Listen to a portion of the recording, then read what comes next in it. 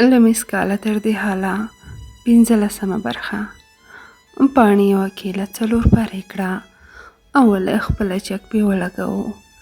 بیا یې ماته راکړه. نوم لیکونکي غږ راوکړ. ډاکټر دننه شو.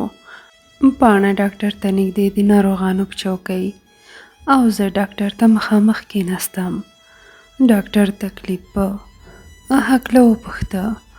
زه هم ورخطا شوم. ډاکټر صاحب معده یې خرابه ده.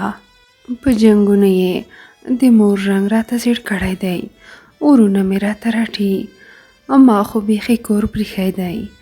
پاڼه هر څه اشارې راته کوي چې غلی شه. ما ورته زیاته کړه. ډاکټر صاحب 2 متره ژبه ورسره ده. بل کار یې نشته. جنګ او جنګ. بس ډاکټر صاحب مسکی شو. نن سبا د ټولو حال همدا دی. ته شکر وباسه. د درملو پرچه یې راکړه. درمل مې راواخیسته. بیرته ډاکټر ته ورغلم. ما ویل ډاکټر صاحب دې سره به یې دا جنګ لږ کم شي. ډاکټر وخندلې. هو بالکل، خو ته لږ فکر پې کوه او اندېښنې ته یې مه ورکوه. ما ورته ویلې سمه ده. له دې ځای نه مو د مخابراتو په لور حرکت وکړ. شبستان آیسکریم خانې ته ننه شو. زه او چراغ یو خواته او پاڼه مخامخ ناسته وه. هوټلي ماما د ټکر دا سندره لګولې وه چې 2 مین چېرته ولاړ وي. وای وای په نورو خلکو د ړندو ګمان کوي نه. جوس یې راوړ. ما مې له خپل ګیلاس نه 2 غوړپه وڅښه. بیا مې له پاڼې سره بدل کړ په دې خاطر چې ښکاره نه شي زه یې نه څښم. زه د هغې څنګ ته ورغلم او جوس مې ورته ونیوه. ورو ورو یې له مخ نه پړونی لرې کړ.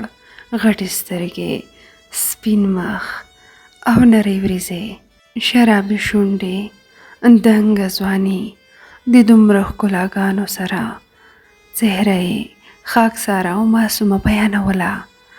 ډېره معصومه وه.